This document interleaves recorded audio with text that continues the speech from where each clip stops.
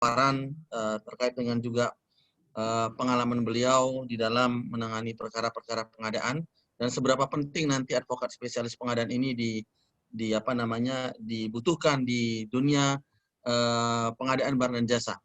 Baik, untuk mengantarkan pemaparan dari Bang Budi nanti, kami sudah menghadirkan juga di ruang Zoom meeting ini moderator kita, Pak Agung. Monitor, Pak Agung? Monitor. Ya, baik Pak Agung. Ini adalah seorang advokat juga, ya, advokat di Jogja tentu saja.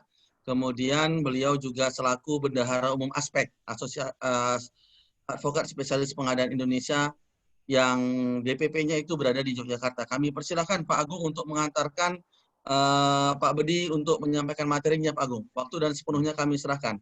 Ya, silakan Pak Agung. Terima kasih Pak Hersona atas waktunya. Assalamualaikum warahmatullahi wabarakatuh.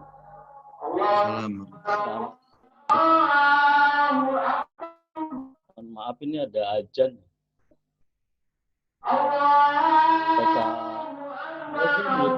Bisa break dulu 1 menit, Pak. Itu tahu di break aja begitu, Pak. Dulu aja, Pak. Kita break dulu 1 menit ya Bapak Ibu untuk mendengarkan azan. Kebetulan di Pak Agung ini sedang azan, jadi kita break 1 menit. Makasih.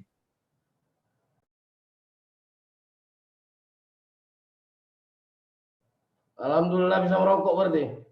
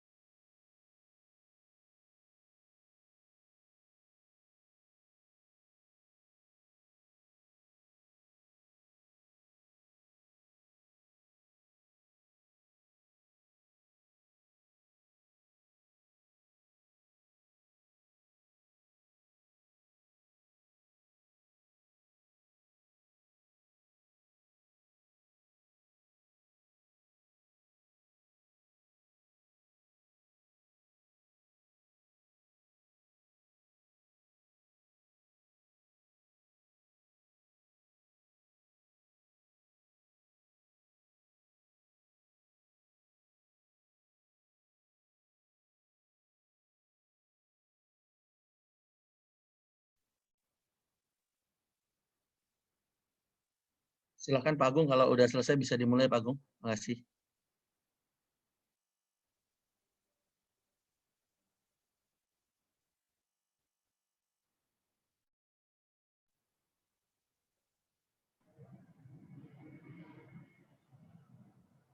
Itu Pak Agung itu takmir masjid, Pak Hersona.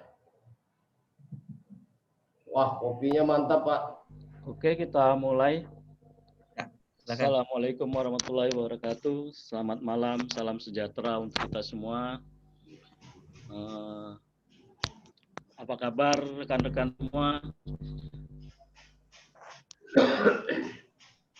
Sebelumnya saya mungkin memperkenalkan dulu pembicara kita kali ini, Pak Bedi Setiawan Al-Fahmi, SH, MKN, MH. Beliau seperti yang tadi sudah disampaikan sama Pak Hersona dan Pak Kamal, beliau adalah Ketua Umum Aspek Indonesia, Asosiasi Spesialis Pengadaan Barang dan Jasa.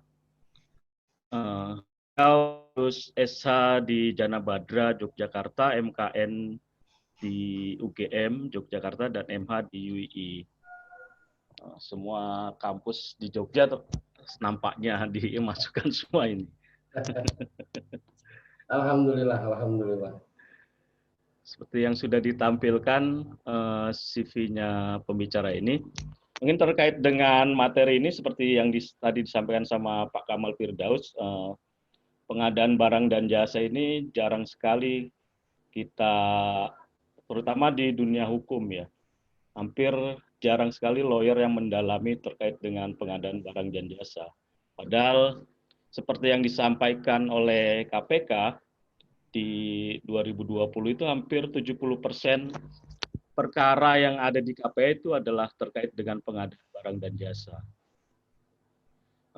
Mungkin nanti pembicara bisa mengeksplor terkait dengan cara peraturannya seperti apa, prakteknya bagaimana, karena Pak Bedi ini banyak sekali pengalaman mengenai menangani perkara pengadaan barang dan jasa. Yang terakhir kalau nggak salah di Makassar, Kementerian Kemenpora itu ada tersangkut masalah di Makassar, di Sulawesi Selatan tentunya, terkait dengan pembangunan stadion.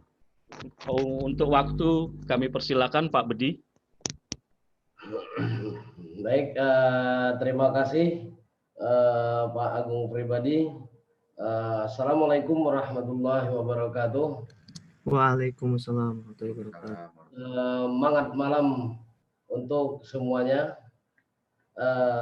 Langsung saja mungkin untuk mempersingkat waktu biar nggak buang-buang waktu, karena ini juga sudah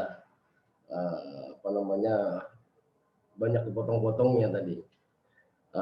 Seperti yang disampaikan tadi Bang Kamal Firdaus, pertama saya mengucapkan terima kasih, suatu penghormatan bagi saya untuk mengambil momentum ini, yaitu belajar dengan mengajar, kan seperti itu. Jadi sebetulnya ini prinsipnya sharing saja.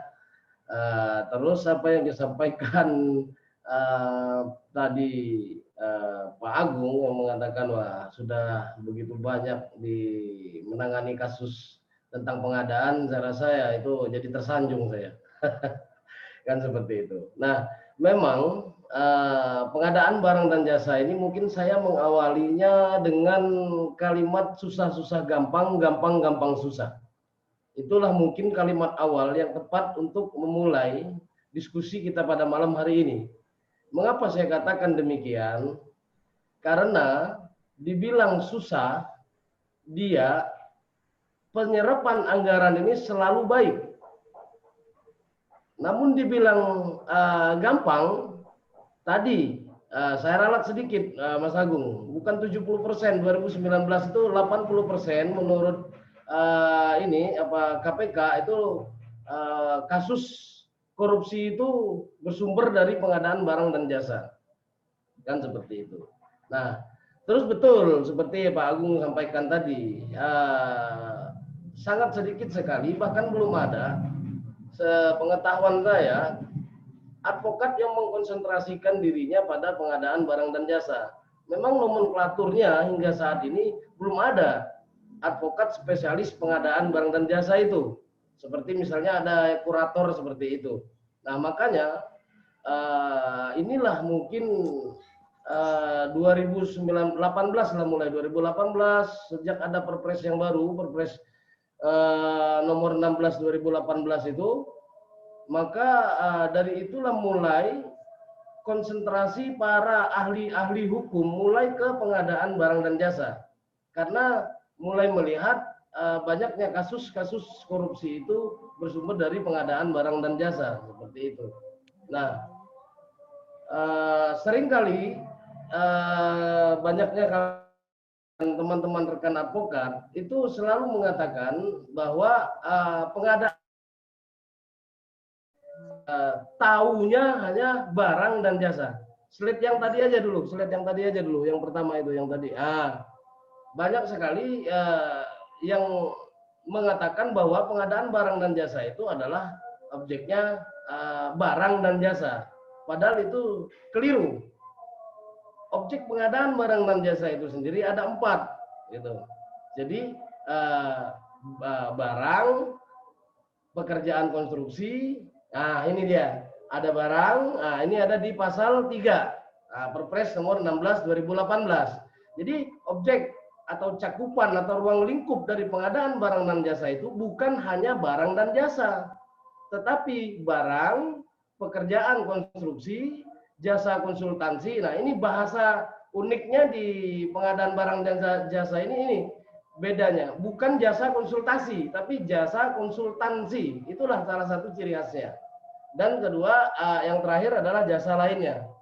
Nah, sehingga objeknya itu adalah 4, bukan 2 sebagaimana pada umumnya di rekan-rekan. Mungkin banyak sekali rekan-rekan yang mengatakan objek pengadaan barang dan jasa itu hanya pengadaan barang dan jasa.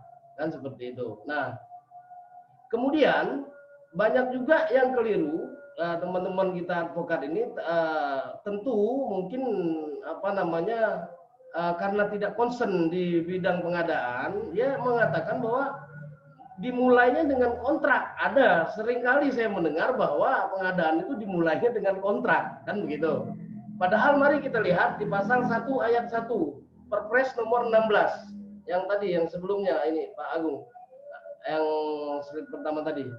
Di Perpres nomor 1 Perpres 16 2018 itu pasal 1 itu disebutkan bahwa, nah ini dia, pengadaan barang dan jasa yang selanjutnya disebut dengan pengadaan barang atau jasa adalah kegiatan pengadaan barang jasa oleh kementerian, lembaga, perangkat daerah yang dibiayai oleh APBN atau APBD, kan begitu, yang prosesnya sejak identifikasi kebutuhan sampai dengan serah terima hasil pekerjaan.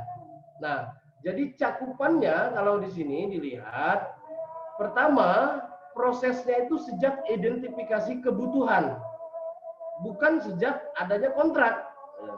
Itu dimulainya, sejak dimulainya pengadaan barang dan jasa itu sejak identifikasi kebutuhan. Sampai kapan? Sampai serah terima hasil pekerjaan yang dilaksanakan. Nah, itu dari segi dimulainya waktunya. Lalu dari segi anggarannya, dananya, itu adalah bersumber dari APBN atau APBD baik sebagian maupun seluruhnya, juga hibah baik di dalam maupun luar negeri. Itu manakala pengadaan yang dilakukan oleh pemerintah menggunakan anggaran itu, maka dapat dikatakan ini masuk dalam kapasitas atau kualifikasi pengadaan barang dan jasa menurut Perpres ini. Nah, kemudian selanjutnya dari pasal 1 ini dapat kita lihat bahwa subjeknya yaitu adalah kementerian, lembaga, perangkat daerah. Nah, itu dia tadi. Jadi dari subjeknya adalah ini yang punya pekerjaan, kementerian, lembaga atau perangkat daerah. Nah, inilah apa yang sering sekali kita tahunya bahwa yang mengadakan pengadaan itu adalah pengusaha-pengusaha, padahal pengusaha itu adalah penyedia. Dia membantu kementerian atau lembaga perangkat daerah yang melakukan pengadaan barang dan jasa itu sendiri.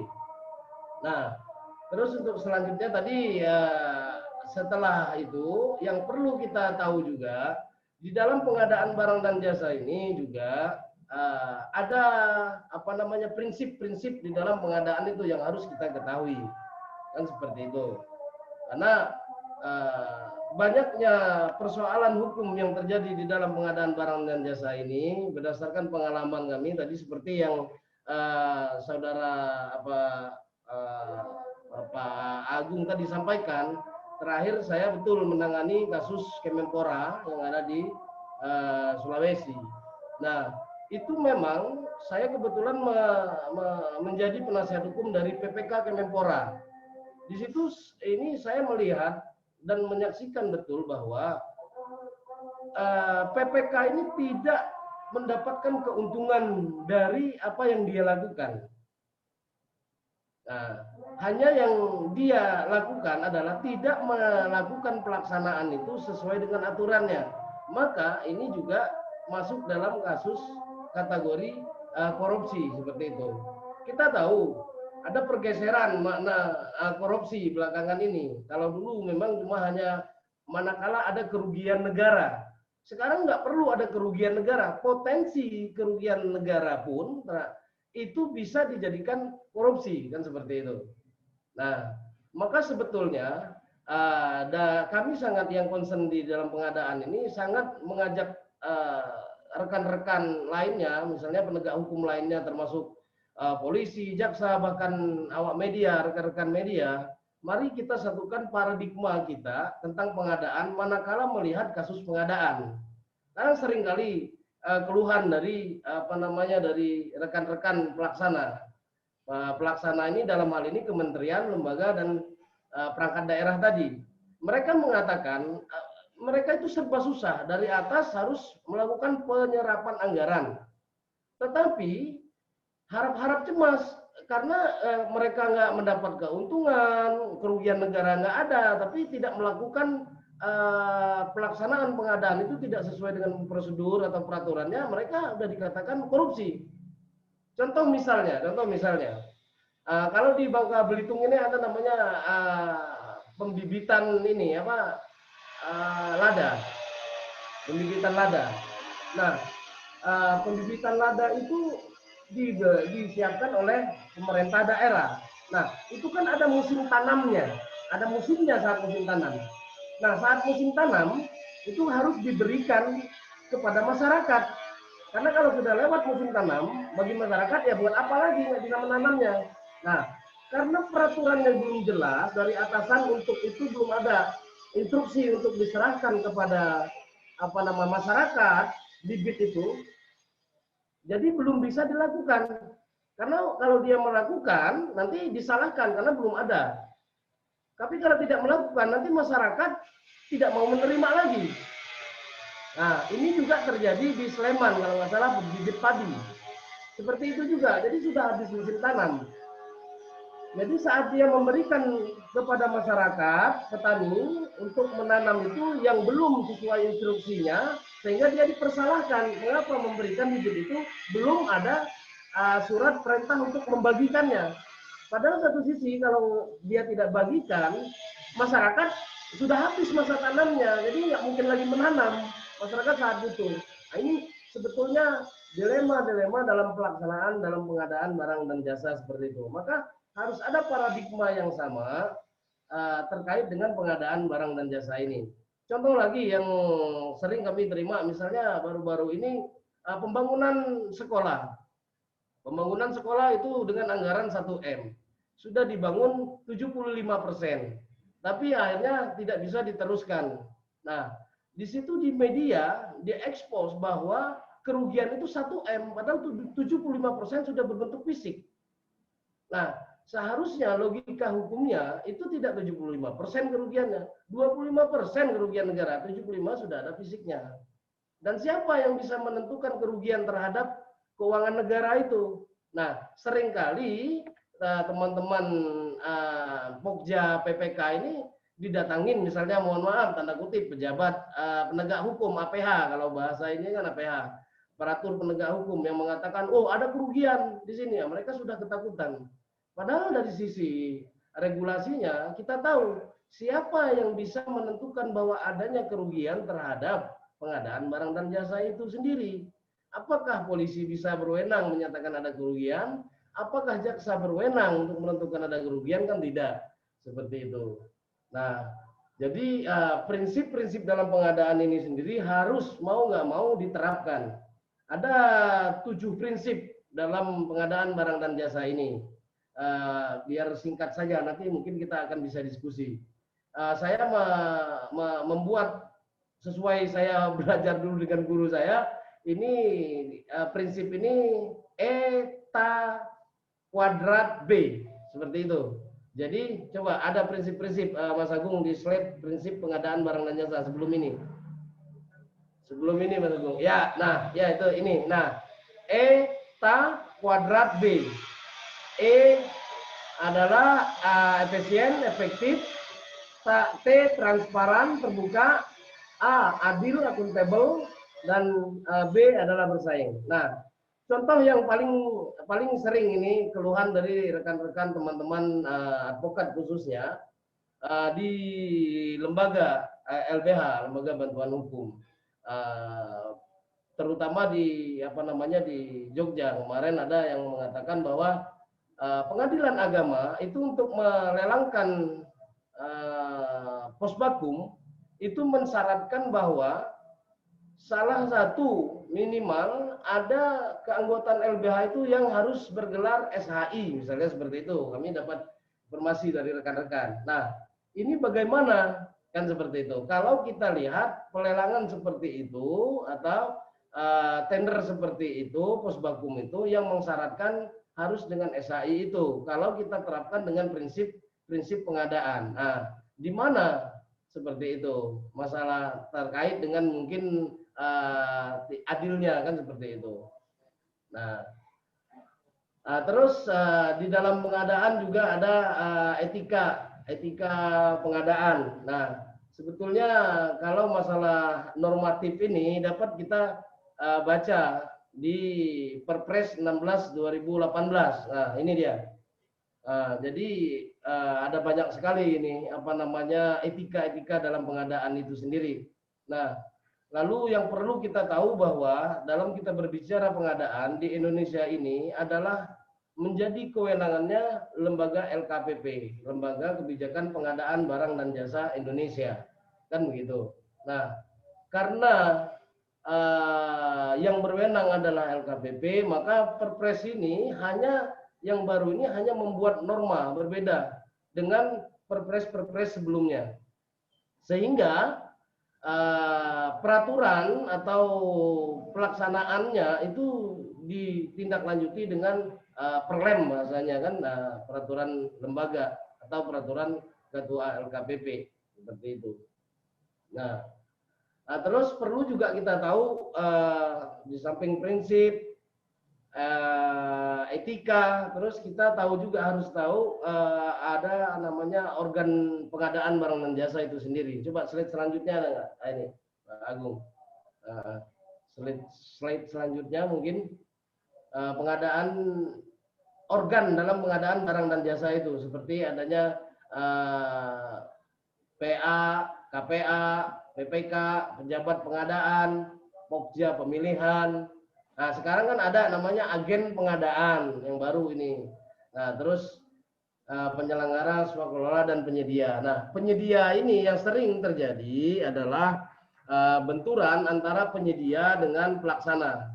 Nah, perlu saya sampaikan di sini ya, bahwa yang disebut penyedia itu adalah yang melaksanakan pekerjaan atau yang melaksanakan terkait dengan pekerjaan itu sendiri. Namun pelaksananya adalah ya tadi kementerian, lembaga atau perangkat daerah itu sendiri. Seperti itu. Nah, otomatis karena ini menggunakan anggaran APBN dan atau APBD atau hibah baik dalam maupun luar negeri, pelaksanaan dalam pengadaan barang dan jasa ini, maka pengadaan barang dan jasa ini harus jelas tujuannya, kan seperti itu.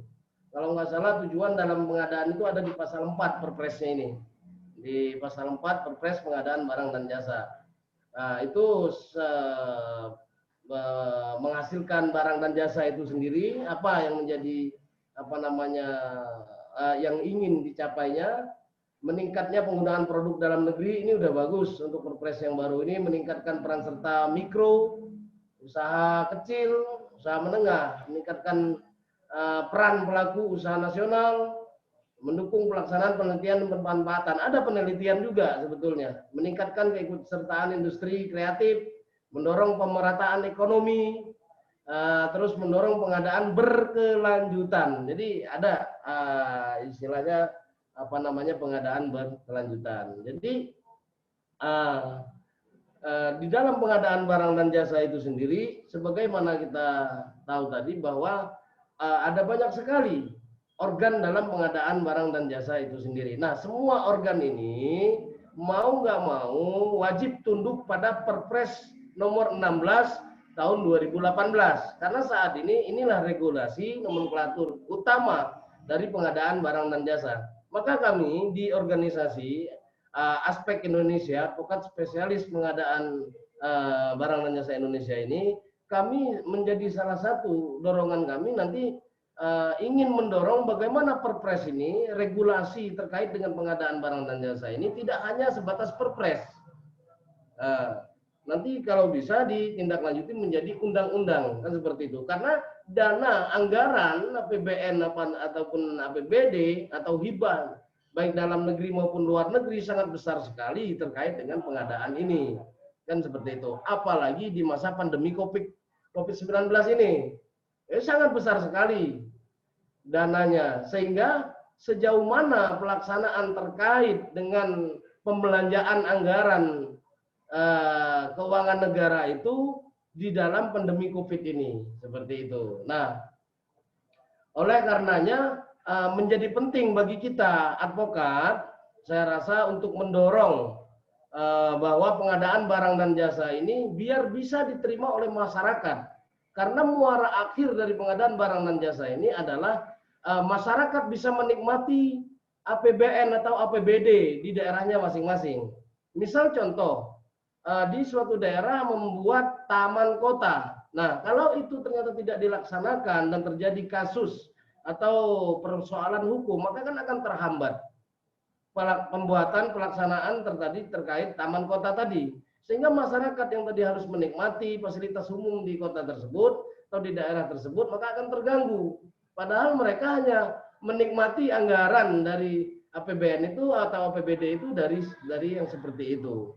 Maka penting, terutama kita advokat, nanti mungkin di sini banyak adik-adik, saya dengar tadi ada calon-calon advokat. Nah, menjadi penting dalam kita menangani kasus pengadaan barang dan jasa itu mempunyai paradigma pengadaan barang dan jasa. Minimal kita tahu proses pengadaan barang dan jasa itu secara global, secara garis besarnya seperti apa, paradigmanya seperti apa, sehingga dalam kita menangani kasus kalau sudah jadi kasus. Namun yang sampai saat ini menurut hemat kami, herannya kami dalam pelaksanaan pengadaan barang dan jasa ini, nah ini dia, ini ada proses pengadaan barang dan jasa. Nah, minimal ada 3 tahapan besar atau secara garis besar ada 3 tahapan dalam proses pengadaan barang dan jasa, yaitu perencanaan, persiapan, dan pelaksanaan. Nah, ini garis besarnya. Jadi kembali lagi saya katakan salah sekali dan sangat keliru, bahkan menyesatkan kalau ada orang mengatakan pengadaan itu dimulai dari kontrak. Ini jelas-jelas keliru dan salah, bahkan menyesatkan gitu. Karena pengadaan barang dan jasa itu seperti pasal 1 tadi disebutkan dimulai sejak identifikasi kebutuhan. Nah, di mana identifikasi kebutuhan itu ya di sini, di perencanaan. Nah, identifikasi kebutuhan itu adanya di perencanaan. Secara garis besar ini ada 3, perencanaan, persiapan, pelaksanaan. Nah, dalam perencanaan itu sendiri ada identifikasi kebutuhan. Gampangnya begini, kita buka kantor. Apa sih yang kita butuhkan di kantor itu? Nah, kan seperti itu. Ada komputer, ada ATK, ada apa? Nah, itulah identifikasi kebutuhannya. Lalu kebutuhan yang kita sudah identifikasi tadi, kita bikin penetapan. Kita butuh, berarti kita bikin list. Kita butuh komputer, butuh buku, butuh ATK, butuh kursi, butuh meja, butuh dan sebagainya. Itulah dia. Lalu kita dalam perencanaan itu menetapkan bahwa bagaimana cara pengadaannya, kan gitu. Nah, cara pelaksanaan pengadaan ini ada 2, swakelola dan penyedia atau melalui pemilihan. Jadi ada 2, swakelola dan pemilihan. Nah, kalau melalui penyedia, berarti nanti ada lagi tahapannya, ya itu di yang 1A. Nah, mungkin bisa lihat teman-teman semua. Nah, itu kalau melalui penyedia harus dilakukan penetapan spesifikasi atau KAK, kerangka acuan kerjanya. RAP, kan begitu, pemaketan, konsolidasi, biaya pendukung, kan begitu. Nah, setelah kita menentukan cara pengadaan itu sendiri, apakah melalui swakelola atau melalui pemilihan, maka dalam perencanaan tadi juga kita menentukan jadwal pengadaannya, itu harus dijadwalkan, kapan, kan waktunya, kan begitu. Nah, setelah kita menentukan jadwal pengadaannya, lalu dilanjutkan dengan yang terakhir adalah anggarannya, harus dianggarkan berapa. Jadi makanya selama masih ada Negara Kesatuan Republik Indonesia ini, pasti masih ada pengadaan barang dan jasa. Karena pengadaan barang dan jasa ini untuk kebutuhan sebuah negara ini, membutuhkan apa. Nah, itulah dia. Maka menjadi penting sebetulnya bagi kita, kami khususnya setelah concern di bidang pengadaan ini melihat menjadi penting bagi kita untuk menyoroti tentang pengadaan barang dan jasa ini. Cuma sepertinya pengadaan barang dan jasa ini untuk kalangan advokat, penegak hukum sangat sedikit sekali. Baru dua tahun belakangan ini para ahli-ahli hukum itu mulai saya perhatikan memberikan seminar-seminar, pelatihan-pelatihan terkait dengan pengadaan barang dan jasa. Nah, lalu selanjutnya yang kedua adalah persiapan. Nah, setelah perencanaan ada namanya persiapan. Nah, persiapan, nah tentu yang melakukan persiapan ini menjadi sekali lagi di sini menjadi tanggung jawab. Ingat, dalam pengadaan barang dan jasa, sentral poinnya itu adalah penanggung jawab. Mau siapapun pelaksanaannya, tapi siapa yang bertanggung jawab, kan seperti itu. Nah, dalam hal ini persiapan pengadaan itu dilakukan oleh PPK, menetapkan spek, misalnya spesifikasi, tadi menetapkan rancangan kontrak. Nah, ini baru rancangan kontrak, kan begitu. Nah, menetapkan rancangan kontrak, lalu menetapkan HPS, menetapkan uang muka, uang jaminan, penyesuaian harga dan sebagainya. Lalu yang kedua, persiapan ini kan tadi di dalam persiapan ada dua, yang persiapan pengadaan dan persiapan pemilihan. Nah, persiapan pemilihan ini ada Pokja pemilihan, kan begitu. Dulu Pokja. Nah, Pokja pemilihan dalam persiapan pemilihan ini menetapkan metode-metode yang harus dilakukan dalam pemilihan itu. Kemudian menetapkan metode pemasukan penawarannya, terus menetapkan metode evaluasinya seperti apa, menetapkan metode kualifikasi, menetapkan jadwal, kan begitu, membuat dokumen pemilihan. Nanti akhirnya seperti itu. Jadi semua persiapan ini di atas itu muara akhirnya adalah membuat dokumen pemilihan. Jadi sebetulnya kalau kita lihat proses ini, jika dijalani sesuai dengan ini, nggak ada masalah sebenarnya. Namun mengapa, kadang herannya kita, mengapa dalam pengadaan barang dan jasa, khususnya di kasus korupsi, paling banyak, bahkan 80% kasus korupsi itu dari pengadaan barang dan jasa. Nah, ini yang menjadi yang saya awali di depan tadi, mengatakan bahwa saya awali tadi di awal, yaitu dengan kalimat gampang-gampang susah, susah-susah gampang. Dibilang gampang, ya kasus korupsi itu 80% dari pengadaan barang dan jasa. Dibilang susah, penyerapan anggaran itu selalu baik. Duit negara habis terus, kan begitu. Jadi ini yang saya maksud, kalau proses tahapan ini disadari, dilakukan oleh organ pengadaan itu sendiri, saya rasa sebetulnya tidak ada masalah. Namun sering kali terjadi persoalan hukum itu sampai kita masih ingat mungkin presiden kita memanggil semua APH, aparat penegak hukum, memanggil semua kepala daerah untuk penyerapan anggaran yang baik.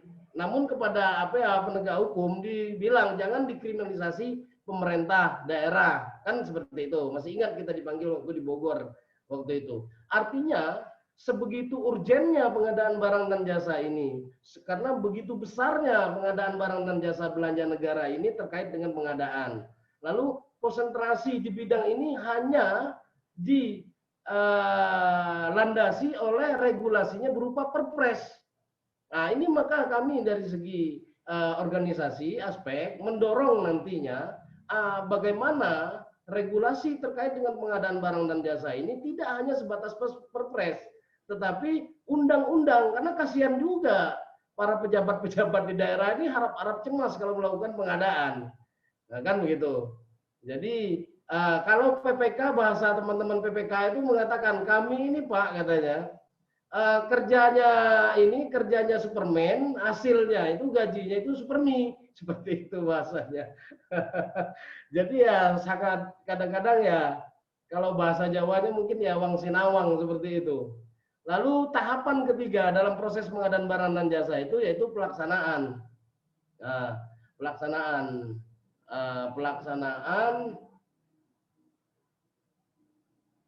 mana ini? Ini dia pelaksanaan. Jadi di dalam pelaksanaan, nah ini baru pelaksanaannya. Pelaksanaan pengadaan barang dan jasa ada 3 tahapan besarnya, ya kan? Pelaksanaan pemilihan, pelaksanaan kontrak, dan pelaksanaan serah terima hasil pekerjaan. Ingat tadi, dimulainya pengadaan barang dan jasa itu sejak identifikasi kebutuhan sampai serah terimanya hasil pekerjaan. Kan seperti itu. Nah, namun kadang ada khususnya mungkin di jasa konstruksi, pekerjaan konstruksi itu walaupun sudah selesai ada belum masih ada butuh perawatan dan sebagainya. Nah ini tidak sampai di sana, ini cukup pada hasil pekerjaan saja, itu lain, itu masuk dalam perjanjian kontraknya. Nah untuk pelaksanaan serah terima hasil pekerjaan ini juga ada 2, penyedia. Jadi penyedia itu adalah pengusaha atau perusahaan atau kelompok atau pribadi yang melakukan pekerjaan dari pelaksana tadi menyerahkan kepada PPK-nya. Lalu tahap kedua adalah baru PPK menyerahkan kepada PA, pengguna anggaran, atau KPA, kuasa pengguna anggarannya. Kan seperti itu. Nah,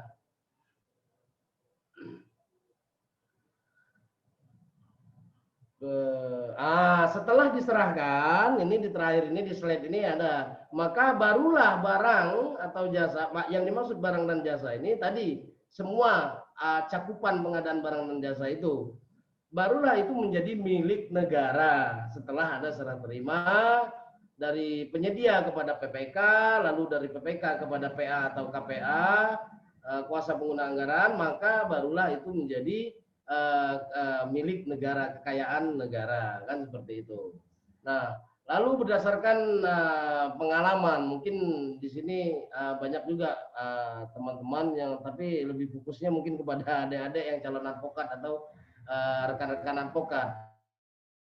Tadi dibilang persen kasus pengadaan pada prinsipnya mengumpul dalam pengadaan barang dan jasa ini didominasi ada persoalan hukum. Nah, jadi satu mungkin setelah mana ada slide-nya ini Mas Agung, yaitu dengan persoalan hukum perdata. Ini dia.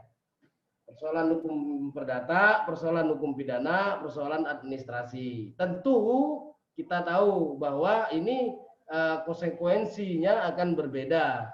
Kalau perdata mungkin bisa tadi yang dibilang Pak Ersona tadi di awal bahwa bisa jadi persaingan usaha antar dia, karena organ pengadaan itu kan banyak, bisa jadi sesama pengusaha itu sendiri yang menjadi persoalan. Misal pengalaman saya pernah mendampingi salah satu pengusaha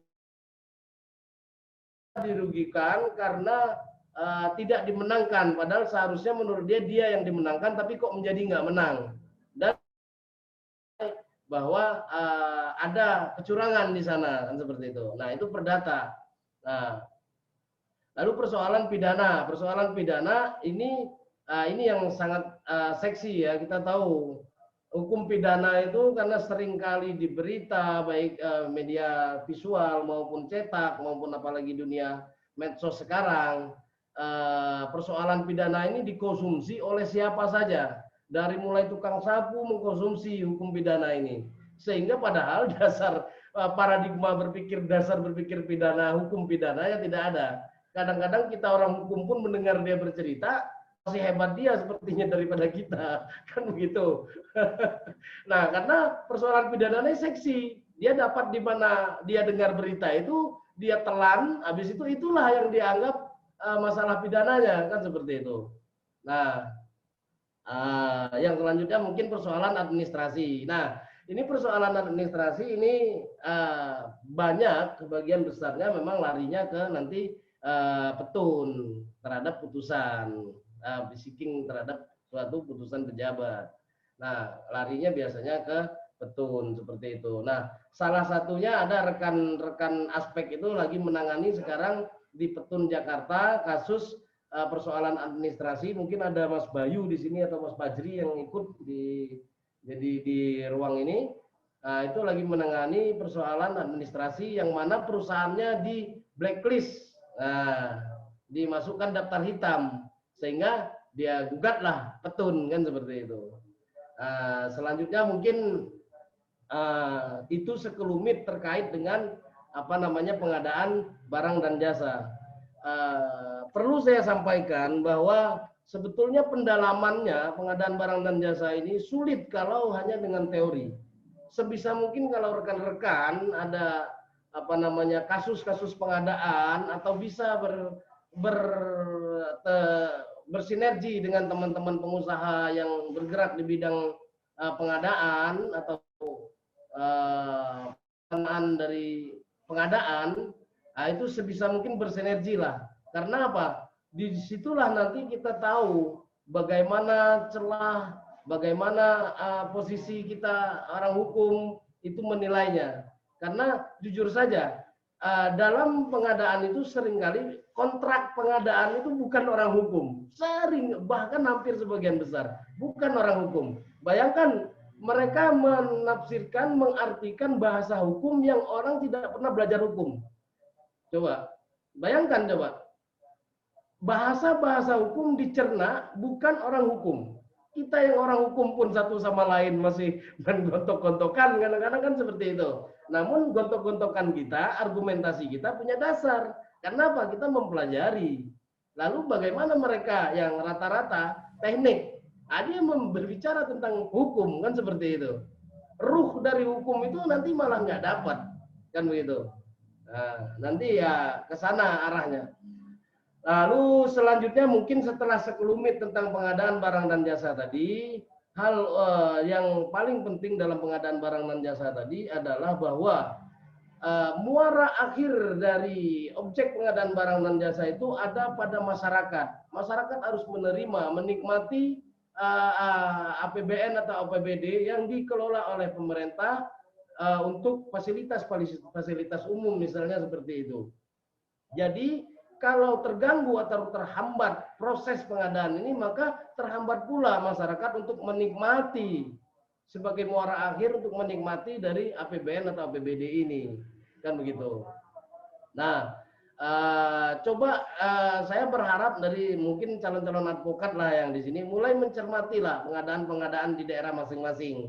Misalnya di daerahnya ada pengadaan apa, mungkin di Jogja saat ini mungkin ada alun-alun bagaimana dengan dana apa, bagaimana prosesnya, coba dicermati seperti itu. Pasti ada yang semestinya dilakukan itu tidak sebagaimana mestinya, kan seperti itu. Lalu setelah itu tadi, maka konsentrasi terhadap pengadaan barang dan jasa ini sering dilibatkan advokat ini, kita advokat ini hanya pada penyelesaian persoalan. Kalau sudah ada masalah, mentok, barulah advokat dihadirkan. Padahal sebelumnya bisa dilakukan tindakan preventif bahwa advokat dihadirkan untuk mengawali atau mendampingi. Contoh misal PPK. PPK itu kan punya kewenangan untuk mengangkat tim ahli. Nah, tim ahli itu kan bisa misalnya di jasa tim teknis atau ahli hukumnya diangkat untuk mendampingi proses pelaksanaan pengadaan barang dan jasa itu sendiri.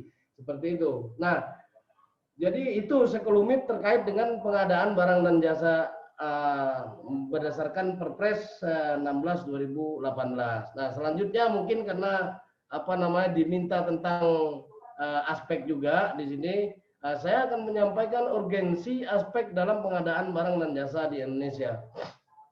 Nah, aspek ini adalah organisasi advokat spesialis pengadaan, bukan organisasi advokat seperti Peradi, KAI, dan sebagainya, bukan. Jadi advokat spesialis pengadaan ini tidak melantik, tidak mengangkat menjadi advokat, tapi justru menjadikan wadah organisasi bagi rekan-rekan advokat yang mau menjalankan profesinya dengan kekhususan tertentu. Misalnya di bidang pengadaan, nanti arahnya sama seperti kurator seperti itu. Kalau dulu ada namanya pengacara pajak seperti itu. Nah, jadi aspek Indonesia ini adalah advokat spesialis pengadaan yang menaungi menjadi wadah teman-teman advokat untuk mengaktualisasi kemampuannya kekhususan di bidang pengadaan barang dan jasa. Itu sesuai dengan pasal 3 ayat 2 Undang-Undang Advokat, kan seperti itu. Yang mana disebutkan bahwa advokat bisa menjalankan profesinya di bidang kekhususan tertentu. Nah, inilah bidang kekhususan tertentu itu salah satunya pengadaan barang dan jasa.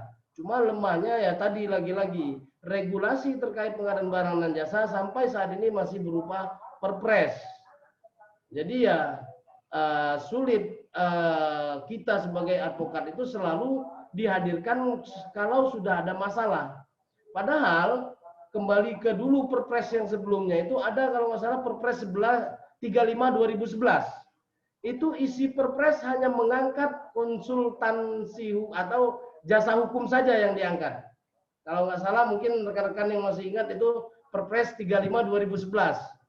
Itu satu perpres hanya mengangkat jasa konsultansi saja untuk melaksanakan penyelesaian masalah waktu itu di Indonesia dengan Malaysia. Begitu pentingnya sebenarnya pengadaan barang dan jasa ini. Nah, dan regulasi yang saat ini memang Perpres nomor 16/2018 seperti itu. Nah, selain urgensi pengadaan barang dan jasa aspek tadi untuk pengadaan barang dan jasa itu, nah kami berharap nanti memang aspek ini mulailah rekan-rekan di aspek ataupun yang tidak di aspek mulailah mempelajari pengadaan barang dan jasa sehingga dalam kita menangani perkara pengadaan barang dan jasa tentu pasti kita sudah punya paradigma yang berbeda dengan teman-teman yang tidak mempelajari materi pengadaan barang dan jasa, kan seperti itu. Nah, selanjutnya mungkin tentang urgensi advokat spesialis melalui aspek tadi. Nah, inilah visi dan misi aspek Indonesia. Ini kami sekaligus meminta tadi kepada Bang Kamal untuk menyampaikan aspek, karena aspek ini sampai saat ini kami mengkaji ada beberapa pengacara atau advokat teman-teman itu yang pengen khusus di pengadaan tapi tidak punya wadah. Nah, inilah salah satu wadahnya, kan begitu. Nah, sebagaimana disebutkan di sini visinya adalah ya menciptakan advokat Indonesia yang profesional dan spesialis. Jadi maka tadi saya katakan aspek ini tidak mengangkat menjadi advokat, tetapi dia mewadahi advokat yang mau menjalankan profesinya dengan kekhususan, kan seperti itu. Terus misinya di samping itu kami melakukan riset di bidang pengadaan barang dan jasa, menyusun standarisasi dan sebagainya. Nanti harapan kami arahnya ini baru kami rencana mau untuk mengeluarkan SK untuk para rekan-rekan di daerah-daerah membentuk kepengurusan DPW.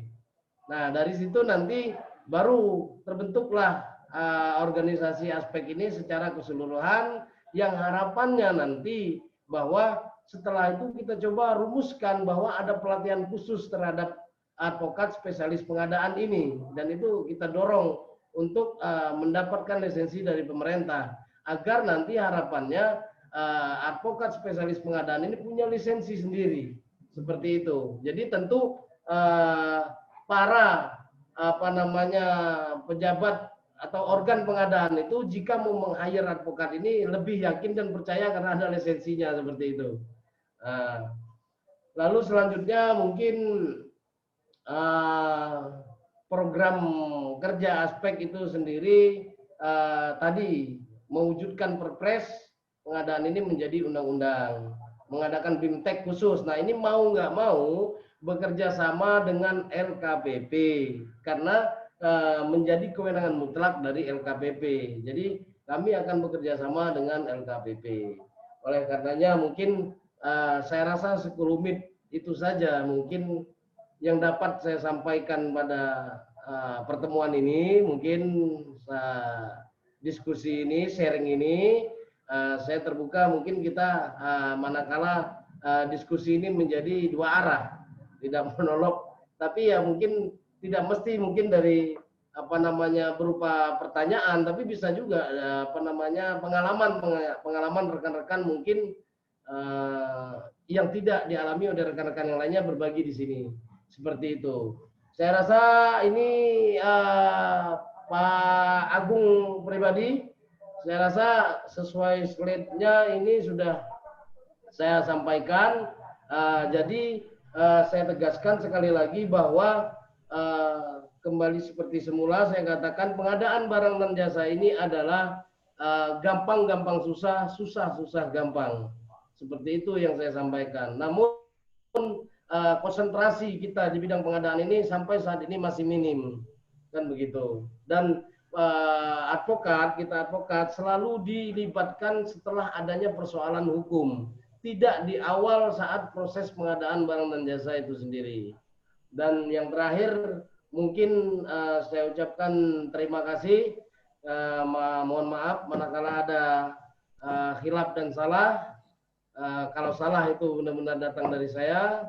Billahi taufiq wal hidayah. Assalamualaikum warahmatullahi wabarakatuh. Waalaikumsalam warahmatullahi wabarakatuh. Terima kasih atas pemaparannya Pak Bedi. Berikutnya karena di antara kita sudah ada Pak Tony. Pak Tony ini merupakan penelaah kebijakan pengadaan barang dan jasa di Purworejo. Mungkin untuk mempersingkat waktu, monggo Pak Tony monitor 10-15 menit bisa memberikan pemaparan. Baik, mohon izin. Assalamualaikum warahmatullahi wabarakatuh. Waalaikumsalam. Selamat malam Bapak-bapak serta peserta yang saya hormati. Menarik sekali saya mencatat satu pernyataan yang terakhir tadi bahwa pengadaan adalah gampang-gampang susah dan susah-susah gampang, kan begitu Pak ya. Terus kemudian keterlibatan advokat ini biasanya di akhir-akhir. Di akhir-akhir setelah kejadian itu terjadi. Dan sepemahaman dengan pemikiran saya. Dan di sini izin saya akan sedikit menyampaikan perspektif saya dari pelaku pengadaan, artinya barangkali terhadap urgensi yang sebenarnya praktisi hukum, lawyer ini bisa masuk sebenarnya sebelum kejadian itu terjadi. Jadi pengadaan barang dan jasa ini ada 4 tahapan besar, dimulai dari perencanaan pengadaan, persiapan pemilihan, kemudian pelaksanaan pemilihan dengan berbagai metode, mulai dari penunjukan langsung sampai yang terakhir adalah tender, terus kemudian yang terakhir adalah penandatanganan, pelaksanaan, serta pemanfaatan kontrak. Artinya satu kegiatan rangkaian panjang yang dimulai sejak perencanaan. Nah, sebenarnya begini, dalam regulasi kita yang paling dominan atau makro adalah Perpres 16 tahun 2018. Namun demikian terhadap beberapa kegiatan seperti pengadaan jasa konstruksi, tentu kemudian diturunkan lagi peraturan itu pada leading sektor terkait, dalam hal ini adalah Kementerian Pekerjaan Umum dan Perumahan Rakyat. Nah, di mana peran praktisi hukum ini bisa terlibat sejak perencanaan? Di peraturan presiden sendiri pun sudah memberikan ruang bahwa dalam pelaksanaan pengadaan yang dimulai sejak perencanaan bisa atau boleh membentuk tim teknis. Nah, tim teknis inilah yang semestinya karena keterbatasan pejabat pembuat komitmen tentunya butuh banyak pertimbangan. Salah satunya adalah pertimbangan dari praktisi hukum. Fenomena yang terjadi sebelum 2020 ya 2019 masih ada TP4D yang dibentuk oleh Kejaksaan, dan inilah peran yang dulu dipegang oleh TP4D untuk membantu tim teknis sebagai tim hukum di situ.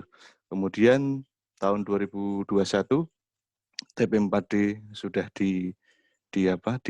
dibubarkan, kemudian diganti, muncul lagi, cuman perannya sedikit berbeda di sini. Nah, maksud saya begini, keterlibatan aparat penegak hukum atau praktisi hukum untuk memperoleh pertimbangan teknis dari sudut pandang hukum.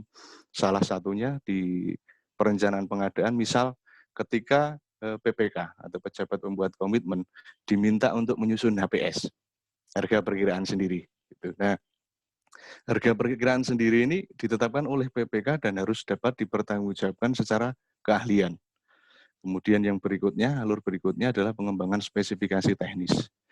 Tentu di dalam kaidahnya, dalam menyusun HPS, spesifikasi teknis, berikut persyaratan-persyaratan untuk pemilihan atau tender atau lelang dulu istilahnya, tetap harus memperhatikan 7 prinsip pengadaan.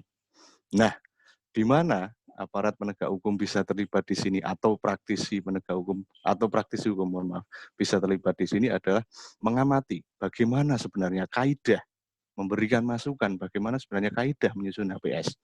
Misal dari strukturnya, apakah sudah benar mempertimbangkan PPN, apakah benar sudah mempertimbangkan estimasi keuntungan maksimal, dan terpenting adalah saat pengembangan spesifikasi teknis dan persyaratan administrasi maupun persyaratan kualifikasi.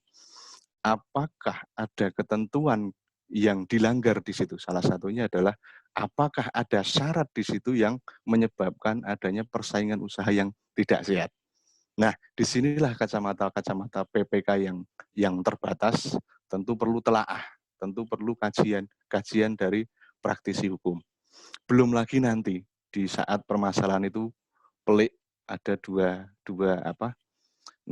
tahapan yang sangat riskan sekali terjadi permasalahan hukum. Yang berikutnya adalah ada di tahapan tender atau lelang dulu istilahnya. Nah, di tahapan inilah kelompok kerja pemilihan menetapkan dokumen pemilihan. Di dalam ruang regulasinya benar sudah memperbolehkan atau dapat melibatkan atau meng-hire tenaga ahli di sini tanpa batas, dan termasuk salah satunya menurut telaah saya adalah praktisi hukum di sini. Nah, ketika hal ini berjalan sebagaimana mestinya, artinya dari sudut pandang teknis maupun sudut pandang hukum yang dikombin untuk menyusun berbagai dokumen itu, saya rasa kemudian prinsip-prinsip pengadaan serta tujuan pengadaan akan tercapai. Dan terlebih, terakhir saya mengamati beberapa case, salah satu yang ada di Cilegon, beberapa pejabat fungsional PPJ atau peran mereka sebagai kelompok kerja pemilihan, bapak-bapak dan ibu-ibu yang menenderkan atau melelengkan, mereka mundur teratur, artinya bareng-bareng. Nah, disinilah muncul fenomena ketakutan yang luar biasa terhadap risiko-risiko hukum sebenarnya yang muncul di dalam pelaksanaan pengadaan barang dan jasa yang ada di Indonesia. Disinilah sebenarnya, artinya kesempatan itu sungguh besar ketika ada praktisi hukum yang dapat kerja bareng dengan pemerintah dalam bentuk pendampingan tim hukum. Kalau boleh saya sedikit cerita, di tempat saya beberapa dinas, kebetulan saya di daerah di Kabupaten Purworejo, salah satunya adalah Dinas Pariwisata di tempat kami, mereka juga bekerja sama dengan aparat kepolisian, tapi dalam fase terakhir saja, di fase penandatanganan serta pelaksanaan kontrak. Artinya ada beberapa fase yang masih berpeluang di situ, kalau saya boleh katakan. Cuman ya sebaiknya menurut pendapat saya memang pendapat-pendapat hukum atau analisis-analisis hukum ini perlu untuk terlibat sejak awal. Begitu kira-kira yang saya sampaikan kurang lebihnya. Terima kasih Bapak dan Ibu-Ibu. Oke, terima kasih Pak Tony atas pemaparannya. Mungkin berikutnya bisa kita buka tanya jawab. Masih ada Pak Bedi? Saya mau tadi menanggapi sedikit tentang Pak Tony tadi. Memang betul apa yang dia sampaikan tadi, Pak Tony sampaikan tadi, bahwa sebetulnya peran advokat itu bisa menjadi tim teknis PPK. PPK itu berwenang untuk mengangkat, itu bisa dia mengangkat tim teknis dan itu ada regulasinya. Cuma persoalannya kadang PPK ini tidak tahu juga bahwa dia berwenang dan ada anggarannya di situ. Kadang-kadang begitu persoalannya. Nah, jadi PPK itu sukanya teriaknya kami ini masalah kerja kami kayak Superman, gaji kami kayak Supermi. Coba sekali-sekali main dengan pengacara kan begitu. Jangan sudah ada masalah hukum baru ketemu pengacara. Terus tadi terkait dengan TP4D atau TP4 itu memang sangat riskan. Memang dari sejak awal ada kehadiran TP4 itu sosialisasi di mana-mana kami sudah melihat memang serba susah, teman-teman ketakutan karena satu sisi dia mendampingi, mengayomi dan sebagainya, mengawasi, tapi satu sisi dia bisa buka baju menjadi penegak hukum, jadi ketakutan juga. Sementara dia sudah tahu ibaratnya di dapur kami kata mereka kan seperti itu. Nah, dan salah satunya memang waktu itu kami dari aspek mendorong untuk dibubarkan sajalah itu karena tanda kutip syarat dengan bahkan teman-teman ini merasa diperas dalam hal tanda kutip kan gitu. Kami dapat info dari teman-teman yang concern di pengadaan kan seperti itu. Nah, terus seperti tadi ya terakhir mungkin kerjasama dengan penegak hukum polisi. Boleh saja sebenarnya bekerja sama dengan siapapun. Yang terpenting adalah ada dasar untuk kerjasama itu. Kan begitu yang terpenting.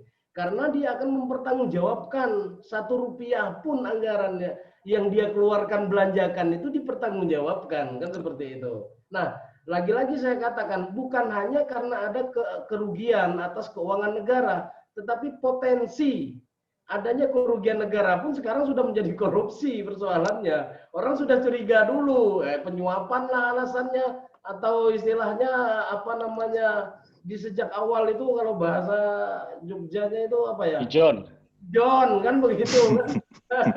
Jadi memang harap-harap cemas mereka para PPK. Bahkan teman-teman itu kalau disuruh ikut ujian sertifikasi untuk syarat biar jadi Pokja itu lebih baik nggak lulus katanya. Demikian jadi Pak Tony untuk melengkapi.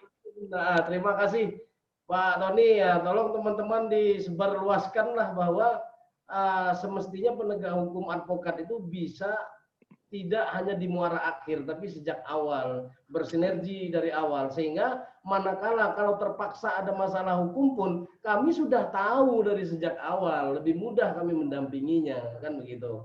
Nah, cuma yang paling sering kadang-kadang penyedia, khusus untuk penyedia ini maupun pelaksana, yang kadang-kadang menghampiri kita itu hanya untuk menghadapi LSM. Lah, ini persoalannya.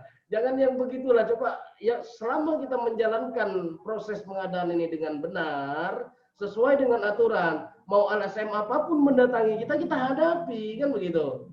Concernnya di situ saja, jangan ketakutan karena LSM-nya, tapi benarkah apa yang kita lakukan? Punya dasarkah kita melakukan ini? Sesuai prosedurkah? Itu yang terpenting sebenarnya. Begitu saya rasa Pak Tony. Siap. Terima kasih Pak Agung. Monggo silakan dibuka sesi tanya jawab. Mungkin untuk sesi pertama ini bisa 3 penanya. Monggo bisa mengangkatkan tangan dan nanti bisa menyebutkan namanya. Monggo silakan dipersilakan untuk rekan-rekan semua. Baik, terima kasih. Terima kasih, saya Walid. Ya, silakan Mas Walid. Baik, terima kasih. Assalamualaikum warahmatullahi wabarakatuh. Waalaikumsalam. Terima kasih atas kesempatan yang diberikan. Yang saya hormati pemateri yang luar biasa pada malam hari ini. Kemudian Bang Kamal yang telah menyelenggarakan program ini yang cukup bermanfaat, sangat bermanfaat lah. Yang pertama saya mencoba untuk mengajukan pertanyaan ke Bang Bedi tadi, pemateri yang pertama, tentang aspek. Aspek adalah salah satu wadah untuk menampung pengacara pengadaan spesialis ya, spesialis. Nah, pertanyaan saya adalah apakah kartu aspek ini juga bisa misalnya digunakan untuk menggantikan kartu seperti kayak Pradi atau Ikadin yang untuk mendaftar di pengadilan selain kartu Pradi atau Ikadin dan lain sebagainya. Itu pertama. Yang kedua, saya juga punya pengalaman mengikuti pengadaan jasa konsultansi di pengadilan agama. Kebetulan saya juga salah satu pimpinan lembaga bantuan hukum, dan kami mengikuti pengadaan konsultansi itu ketika kami mendengar informasi bahwa ada pengadaan konsultasi bantuan hukum atau pusbakum di pengadilan agama. Lalu kemudian kami coba untuk mengirimkan surat ke Ketua Pengadilan Agama untuk mengikut sertakan kami di dalam proses penunjukan langsung atau pengadaan konsultansi itu. Nah, pada suatu kesempatan kami diundang untuk berbicara dengan Sekretaris Pengadilan Agama dan Ketua Pengadilan Agama serta Panitra. Pada saat itu Sekretaris Pengadilan itu kemudian memberikan satu informasi bahwa lembaga bantuan hukum yang mau mengikuti pengadaan konsultasi di pengadilan agama harus terdaftar di LPSE, lembaga pengadaan sertifikat pengadaan secara elektronik di kantor gubernur di daerah kami. Kami coba pergi ke kantor gubernur dan menanyakan hal itu. Ternyata kantor gubernur yang bagian LPSE itu mengatakan bahwa tidak ada urusan antara LPSE pengadilan agama dengan kantor gubernur. Lah, rekan saya yang pergi bilang, wah ini kita arahannya dari pengadilan agama ke sini. Iya kan? Nah, dari LPSE kantor gubernur bilang nggak ada urusan di sini, mungkin di Kanwil Kementerian Agama barangkali. Kita mencoba mengkonfirmasi ke pengadilan agama bahwa kami sudah pergi ke LPSE di kantor gubernur dan kantor gubernur menyampaikan seperti yang saya sampaikan awal tadi. Ternyata itu informasinya bahwa harus ke pengadilan tinggi agama. Nah, kita pergi lagi ke pengadilan tinggi agama. Gimana nih Pak, kita sudah pergi ke LPSE kantor gubernur, tapi di kantor gubernur mengatakan dia nggak ada urusan dengan ini. Nah, kita datang ke sini. Mereka bilang, wah, ya kalau kita di sini verifikatornya. Ya kan? Lah, kalau begitu kenapa dari awal nggak diarahin ke pengadilan tinggi? Ya kan? Jadi, saya melihat ada satu skema, istilahnya pingpong gitu diputar-putar, jadi ada ya indikasi mengarah ke ada suatu plot yang sudah ditentukan. Nah, saya berusaha untuk memenuhi semua persyaratan yang ditentukan. Lalu, masuklah ke LPSE. Saya mendaftar di LPSE, kemudian terdaftar di LPSE, kemudian LPSE mengirim surat secara elektronik ke kami bahwa kami telah terdaftar di LPSE. Nah, setelah terdaftar di LPSE, kami diundang lagi oleh pengadilan agama. Nah, diundang lagi ternyata ada 6 advokat, ada 6 LBH yang masuk, dan ternyata hanya satu LBH yang ketika dibuka di di website itu yang terkoneksi dengan sistem itu. Lah, gimana kita sudah terdaftar nih Pak? Iya kan? Ternyata dia bilang lagi kita harus masuk ke satu aplikasi lagi namanya SIKAP, Sistem Informasi Kinerja Pengadaan. Nah, masuklah pejabat pengadaan pengadilan agama kemudian mentes satu-satu sampai hanya satu saja yang pernah pernah ditugaskan di pengadilan agama itu yang terkoneksi dengan SIKAP. Dia tunjukkan salah satu aplikasi itu, saya bilang, ini saya sudah coba berulang-ulang Pak, dan dia muncul seperti ini. Bermuncul berulang kali, gagal, tidak sesuai, dan seterusnya. Nah, singkat ceritanya setelah saya pulang, ternyata saya buka lagi, ada di sana namanya ADP Pak, agregasi data penyedia. Yang awalnya tadi saya buka tidak jadi, ketika saya tadinya berdebat di ruang itu, balik saya buka jadi Pak. Langsung saya mendaftar langsung jadi. Jadi saya bilang ini jangan sampai saya lakukan sebelumnya itu keliru padahal tidak, langkahnya yang sama. Ikutlah. Akhirnya dari 6 OBH tadi hanya 2 yang lulus. Hanya 2 yang lulus termasuk punya saya lulus. Walid Nah. mungkin bisa dipersingkat pertanyaannya karena waktu. Baik. Jadi pertanyaan saya adalah ketika misal setelah semua proses tadi semua sudah dilewati, kemudian terakhir tinggal hanya 2, itu tanpa penjelasan, tanpa apapun itu, kemudian pejabat pengadaan kasih tahu saya bahwa penawaran yang kami ajukan itu tidak sesuai dengan RAB atau tidak ada dan tidak ada di Satker. Padahal tidak ada petunjuk sebelumnya. Nah, maksud saya permainan-permainan ini juga ada terjadi pada sistem elektronik itu, kalau saya perkirakan. Jadi tidak menjamin bahwa sistem elektronik itu kemudian bebas dari intervensi-intervensi seperti itu. Ini sekedar sharing saja, tapi yang poin saya adalah tadi itu bahwa apakah kartu aspek itu adalah bisa digunakan juga untuk untuk ganti kartu advokat atau tidak. Mungkin itu Pak Bedi, terima kasih. Mohon maaf agak sedikit panjang lebar ceritanya. Wassalamualaikum warahmatullahi wabarakatuh. Waalaikumsalam warahmatullahi wabarakatuh. Mungkin ada berikutnya.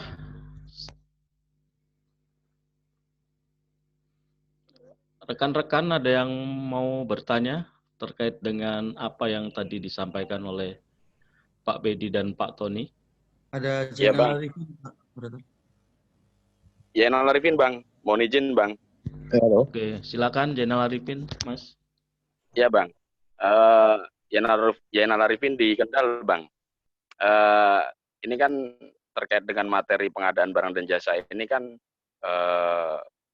tidak kami dapatkan di PKPA yang mana tadi sudah disebutkan, ya alhamdulillah kami jadi tambah pengalaman.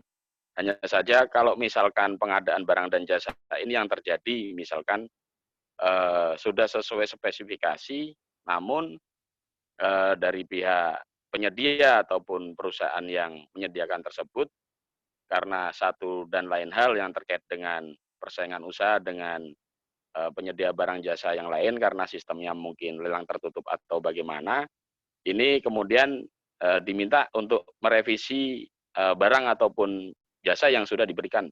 Seperti itu, Pak. Itu kira-kira bagaimana? Terima kasih, Bang. Oke, mungkin berikutnya. Ya, mohon izin. Selamat Riyadi. Silakan Pak Slamet Riyadi. Baik, terima kasih. Selamat malam pada Bapak pemateri dan rekan-rekan semua. Assalamualaikum. Berkaitan dengan pengadaan. Sesuai dengan Kepres, kalau yang dulu itu kalau tidak salah itu kan offline. Sementara yang sekarang itu kan sudah online, artinya LPSE. Yang offline sendiri kan ketika terjadi beberapa hal, ada istilah, dulu itu ada istilahnya itu 1 amplop, 2 amplop begitu ya. 1 amplop itu kan mulai dari persyaratan administrasi berikut penawaran itu jadi 1, kalau 2 amplop itu kan berbeda. Itu ketika terjadi sesuatu hal, itu pun kemudian mengungkitnya itu susah. Memang idealnya lari ke KPPU. Ya, Komisi Persaingan Usaha itu. Nah, sementara sekarang sistemnya LPSE. Nah, ini kemudian bagaimana? Sementara kan pelacakan untuk online di sini kan ini IT kemudian yang ada. Yang sedangkan yang offline saja di sini itu sudah susah. Maka kan nyaris ya kan rekan-rekan lawyer di sini kan susah untuk mempelajari perihal ini, kecuali itu tadi ada sebuah kelompok itu kan advokat yang spesifik bergerak di bidang itu, ada sertifikasinya pastinya. Nah, ini bagaimana untuk mendetek ke arah situ? Itu yang pertama. Kemudian yang kedua, bahwa kan di sini ada beberapa hal, di sini ada beberapa hal yang kemudian kan kita kan nyaris dikaburkan oleh kebijakan pemerintah. Karena biasanya kan antara pusat dengan daerah itu berbeda, prakteknya maksudnya. Prakteknya itu berbeda. Ada istilahnya itu kan satu perusahaan kan, tapi kemudian ya kan pinjam beberapa bendera.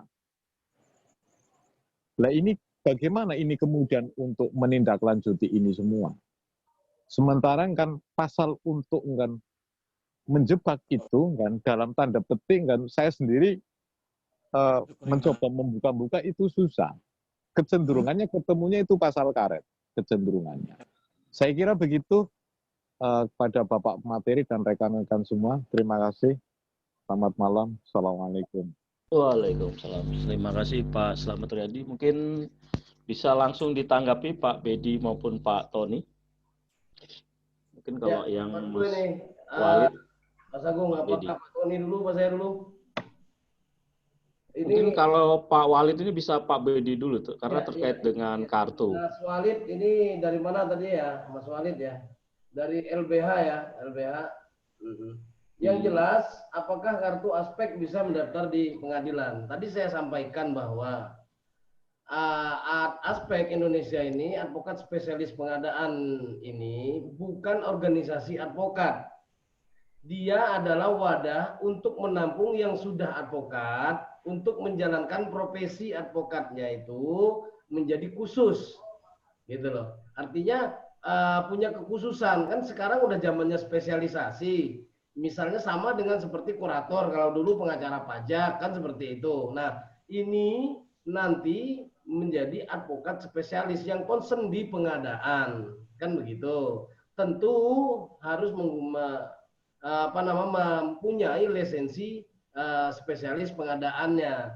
Dan saat ini memang masih LKPP, gitu. Nah, nanti untuk ID card organisasi itu bisa dilakukan, kan begitu. Nah, kedua tadi yang ditanyakan Mas Walid ini tentang adanya posbagum ya. Inilah memang kita harus mengakui sinergi antara instansi lembaga pemerintah kita itu masih belum terjadi. Wajar kadang-kadang merasa dipimpong ke sana ke sini. Kadang-kadang bagian instansi yang bagian menerima pelayanan itu tidak paham kadang-kadang. Contoh misal lah, masyarakat misalnya datang ke pengadilan, contohnya, yang di depan itu yang menerima itu tidak mengerti proses mengajukan gugatan, padahal masyarakat ini mengajukan gugatan. Akhirnya ya bukan tambah benar menjadi tidak benar, seperti itulah. Jadi memang kalau dilihat dari apa yang disampaikan Mas Walid tadi, itu memang mau nggak mau pengadaan itu sekarang melalui LPSE, kan begitu, dan harus terdaftar di Sikap, kan seperti itu. Jadi itu khusus untuk Mas Walid. Tapi bisa kita lihat untuk proses aturannya atau tidak, di situ saja kuncinya, kan gitu, intinya di situ.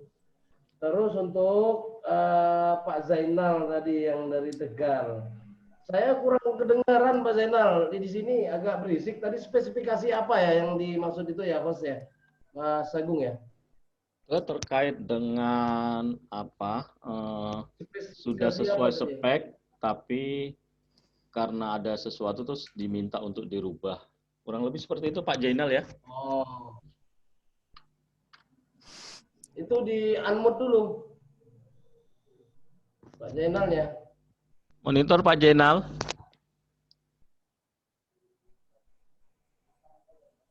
Pak Zainal. Pak Zainal Arifin. Ya, yang jelas tadi ya, gini dia. Pertanyaan tadi. Bisa diulang pertanyaannya Pak, tadi ya? terkait dengan sesuai spek terus karena.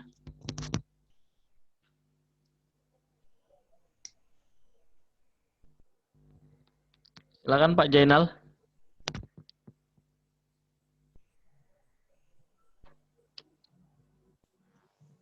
Pak Zainal sepertinya nggak dengar. Jadi begini, kalau saya tangkap tadi Pak Zainal mengatakan bagaimana kalau ternyata spesifikasi itu sudah dipenuhi, tapi ternyata dalam pelaksanaannya ada perubahan spek, kan seperti itu. Nah, itu tidak bisa. Kalau ternyata ada perubahan spek, itu berbeda dengan yang ada di dokumen pengadaan, itu tidak bisa. Itu tetap disalahkan, kan gitu. Jadi harus sesuai dengan dokumen pengadaan itu sendiri. Jadi sejak awal itu memang, apalagi misalnya setelah ada kontrak, nah disitulah spek semuanya itu sudah jelas. Nah kalau ada perubahan itu harus dibikin adendum, nggak bisa diadakan perubahan begitu saja. Harus ada dengan adendum, adendum terkait dengan spek yang mau dirubah itu seperti apa. Misal di daerah tidak susah, misalnya pengadaan terhadap satu merek, susah di daerah itu untuk mendapatkannya, sehingga harus mendatangkan dari luar. Padahal kita dikejar waktu. Nah, inilah pentingnya nanti komunikasi ternyata bahwa spek yang dibutuhkan di situ ya akan kesulitan seperti itu. Tapi dengan catatan ada penggantinya di sini apa, kan begitu. Kadang seperti itu. Yang penting fungsinya, kan gitu. Fungsinya yang dikejar di situ. Namun walaupun fungsinya sama, tapi berbeda dengan HPS misalnya anggarannya tadi, misal taruhlah merek A itu 500, tiba-tiba di situ susah, terus dirubahlah dengan merek B yang harganya 200, itu sudah bisa temuan Pak Zainal. Ya kan? Udah bisa temuan, itu bahaya itu. Kenapa dibeli yang harga sekian? Padahal memang cuma itu adanya di situ. Lalu bagaimana biar nggak salah? Nah, inilah harus dilakukan dengan adendum perubahan dulu, baru bisa dilakukan, kan gitu. Nah, jadi nggak bisa langsung semerta-merta karena nggak ada, wah ini lebih murah kok. Atau kita beli dengan yang harga lebih mahal misalnya. Harganya di spek itu misalnya HPS itu 500, merek X. Kita beli merek C yang harga 1 juta, ya tetap salah juga. Karena nggak sesuai dengan dokumennya seperti itu. Nah, terus yang terakhir mungkin ini Pak Slamet Riyadi, sistem LPSE mendeteksi kesalahan bagaimana? Ya, memang kalau kata teman-teman yang concern di pengadaan ini, ya kami kalau mau dicari-cari kesalahannya ya pasti ada, namanya manusia katanya, kan begitu. Nggak mungkin nggak ada salahnya. Apalagi kami diuber-uber waktu. Apalagi sudah deadline misalnya di akhir tahun tutup anggaran. Kalau dicari salahnya ya pasti ada. Cuma terkadang apakah patut dan layak kadang-kadang kesalahan itu dibawa ke ranah hukum mana yang tepatnya. Kadang-kadang seperti itu. Tidak selalu semerta-merta salah dikit pidana, salah sedikit pidana. Itulah yang saya bilang, mengapa peran penting di sini advokat? Karena otomatis bicara hukum itu saya rasa kita akan paham bahwa pidana itu adalah upaya terakhir, kan seperti itu. Apalagi ini misal tadi Pak Tony bilang kayak jasa konstruksi lah. Jasa konstruksi itu kalau menurut kembali ke undang-undang jasa konstruksinya itu ada proses-proses tahapan penyelesaiannya, nggak mesti langsung pidana, kan begitu. Nah, prosedur langkah itulah yang harus kita dorong biar penyerapan anggaran itu lancar dan baik, organ pelaksana anggaran itu sendiri aman, tenang, bisa tidur nyenyak. Kasihan mereka Pak, kadang mereka nggak dapat keuntungan, kerja udah susah payah setengah budak, tiba-tiba ada temuan gitu, yang mana sebetulnya ya niatnya baik biar terlaksana pekerjaannya. Tapi itu tadi, kehati-hatian di sini penting karena ini sisi hukum yang dia mainkan, sementara dia tidak sama sekali paradigma hukumnya tidak dapat. Jadi kembali Pak, terkait dengan pertanyaan Pak Slamet Riyadi tadi bahwa sistem LPSE bagaimana mendeteksi kesalahannya? Ya betul, sistem apapun kalau dicari kesalahannya pasti ada. Cuma sekarang ini tinggal etikat baik, kepatutan kelayakannya. Kadang memang contoh saya pernah menangani kasus BUMN yang digugat oleh salah satu penyedia. Lah, tiba-tiba dia melakukan gugatan dan dia tidak pernah menyanggah dalam hal dia tidak dimenangkan. Lah, inilah yang saya bilang bahwa kita harus tahu tahapan-tahapan dalam proses pengadaan itu sendiri. Waktu itu ya dengan mudahnya dibantahkan bahwa ya karena dia tidak menyanggah di proses itu ya dia tidak bisa melakukan gugatan di pengadilan, kan begitu. Dan itu kan larinya ke perdata. Nah, itu.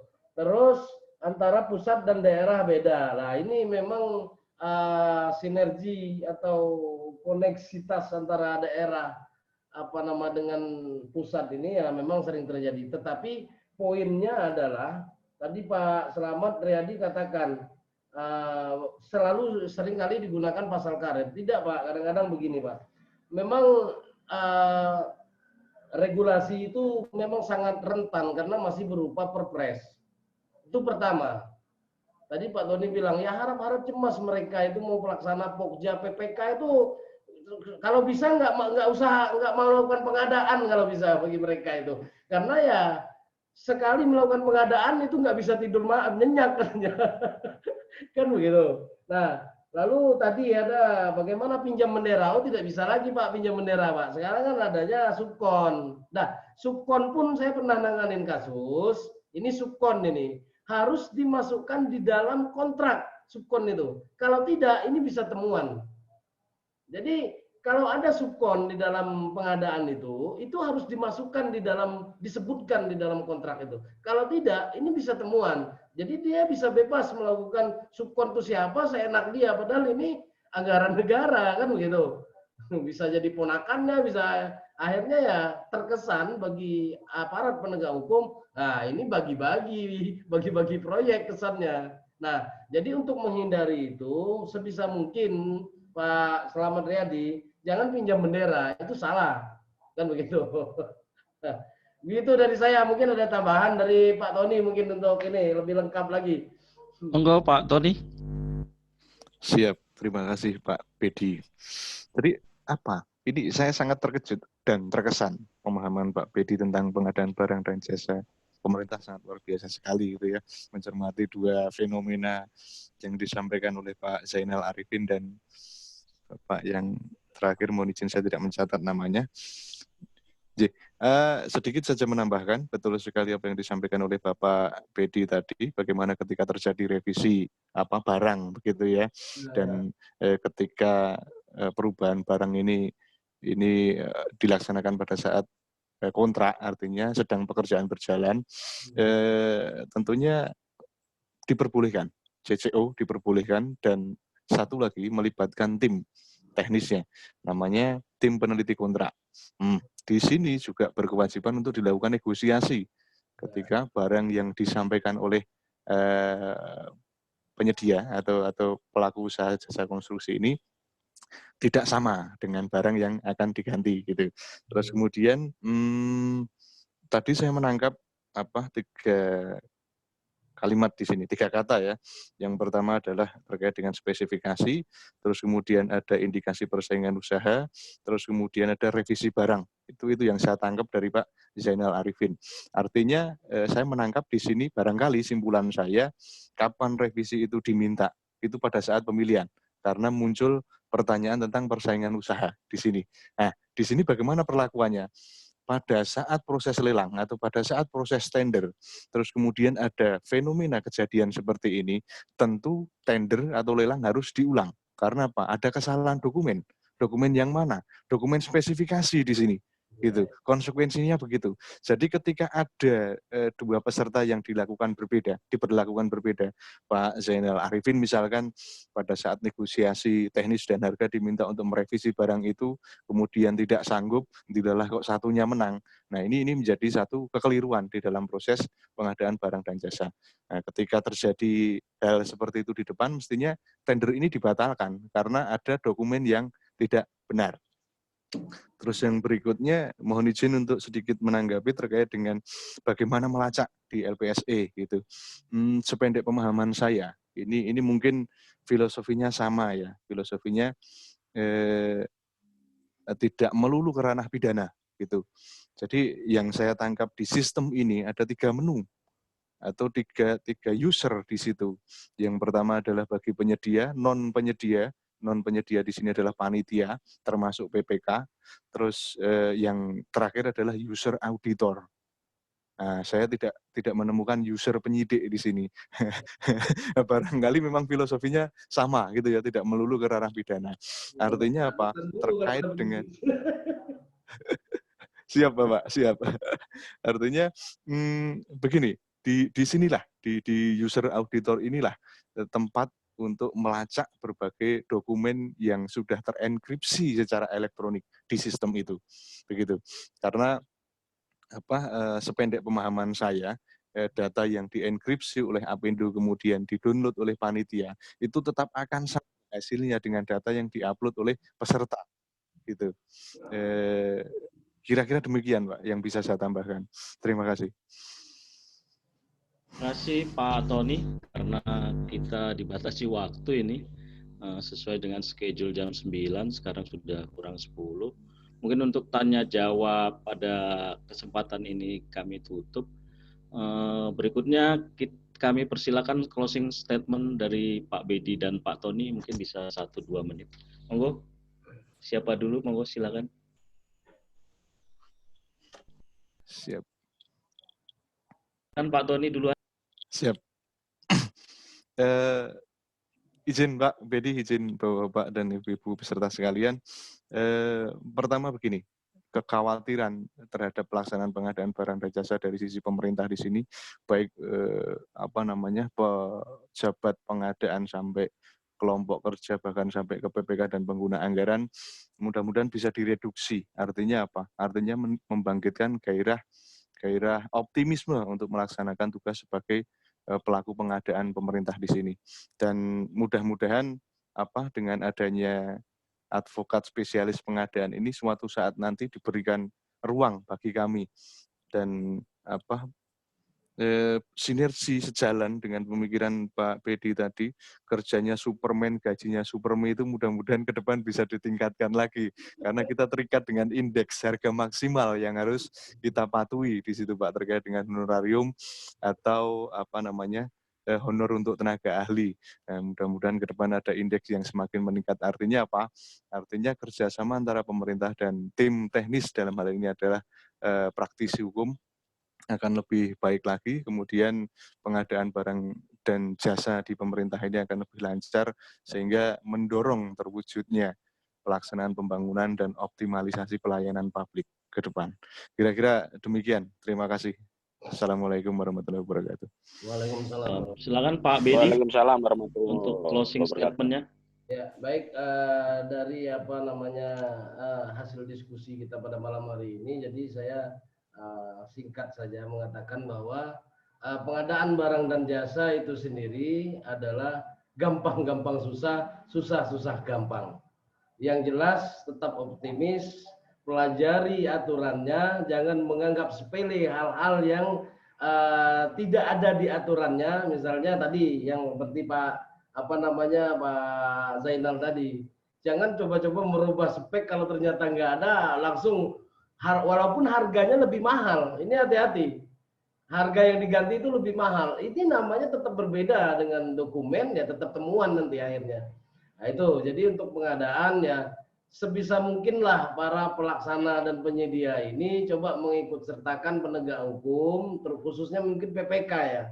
Dia PPK berwenang untuk mengangkat tim teknis tadi dibilang, tim teknis atau tim ahli lah dari awal, dan itu ada regulasinya, ada anggarannya untuk mencegah tindakan preventif. Jadi jangan dilibatkan advokat ini hanya saat terjadinya persoalan hukum. Tuh.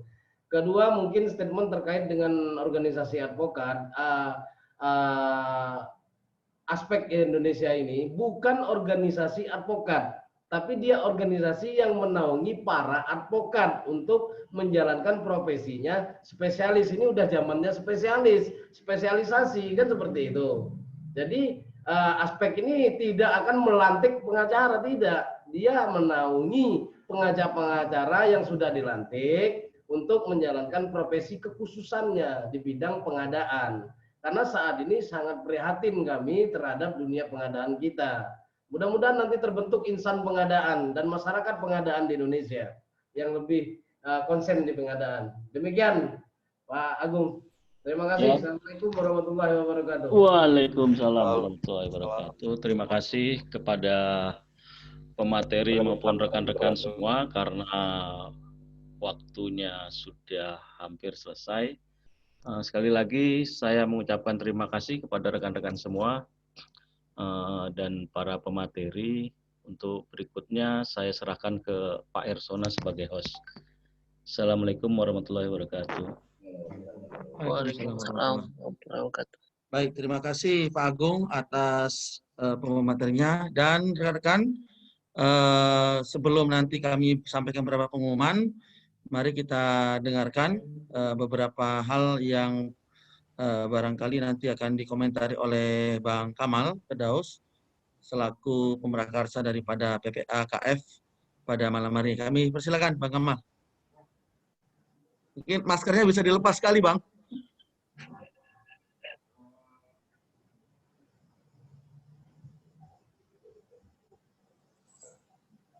Terlebih dahulu saya mengucapkan terima kasih kepada Bedi Setiawan dan kepada juga Mas Tony Hartadi.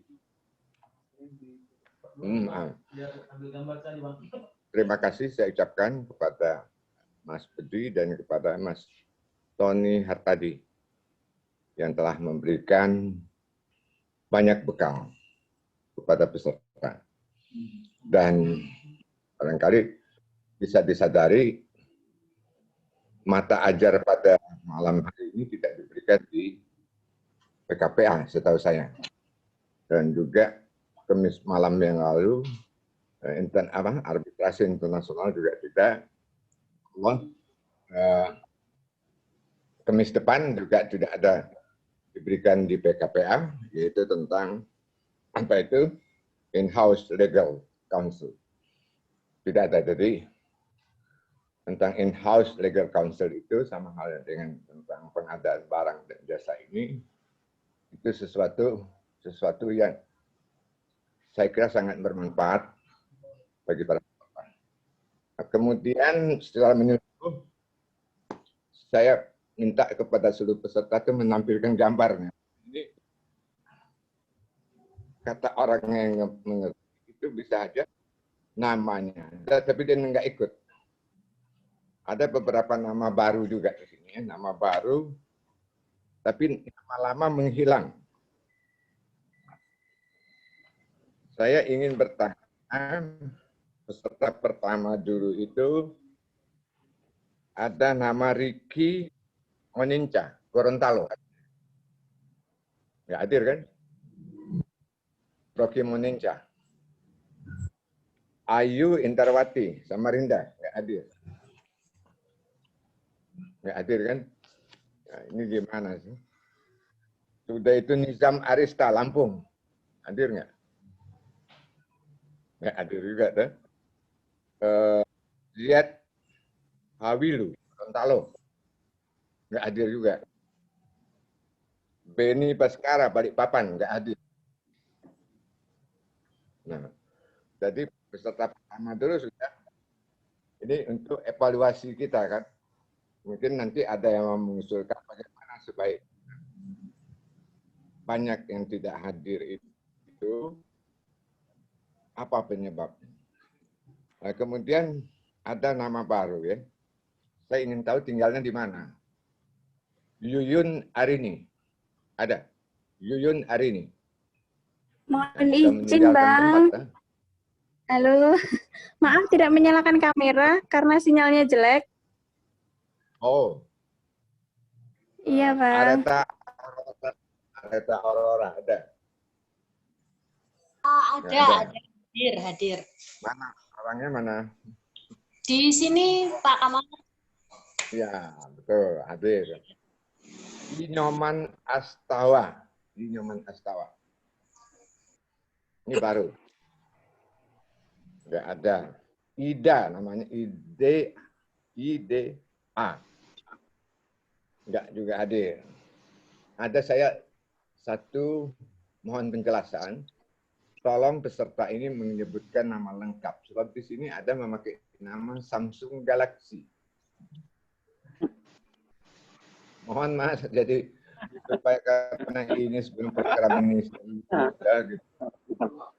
Saya yakin itu saya Bang. Ya. Itu saya Ivan. Nah, Ivan Per. Iya. Ivan tolong Ipan. Ganti Bang Ivan. Siap. Langsung galaksi namanya. Itu bukan ini ya, persaingan usaha nggak masuk ya, mencantumkan satu merek. Tapi itu kan apa tuh, pengadaan barang dan jasa nggak masuk juga. Nggak, dia kalau di persaingan usaha nggak bisa, kalau mencantumkan satu pabrikan nggak boleh. Mengarah. Itu iklan itu. Iya, mengarah. Menjadi advertising itu namanya. Nggak boleh itu. Nggak boleh. Endorse Samsung kayaknya. Iya, di endorse. Tentang pengadaan barang dan jasa, saya kepada narasumber katanya cempedak Bangka Belitung itu terlezat di Indonesia. Jadi Saya kebetulan di Bangka Belitung ini. bisa nanti untuk Ipan dan saya dibawain cempedak. Siap. Nanti saya monitor. Jadi tolong ini tidak ada di di PKPA malam ini. Dina Febriana mana? Hadir Bang, maaf kamera laptop tidak bisa nyala. Oh gitu, tapi hadir kan? Triana hadir nggak? Bang Kamal masih merokok. Oh masih. Alhamdulillah masih. Good. Tandanya sehat, Bang.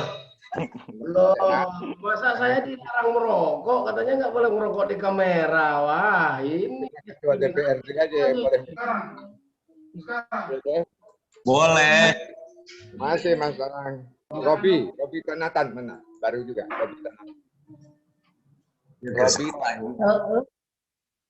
Robi Tanatan. Sudah ganti Ipan Per. Sini nggak ada lagi. Epri Ode baru juga. Epri Ode. Hadir Pak, hadir. Minta maaf kameranya gangguan. Epri di mana tinggal Epri? Di Buton Pak. Oh iya. Adelaida Mende. Ada?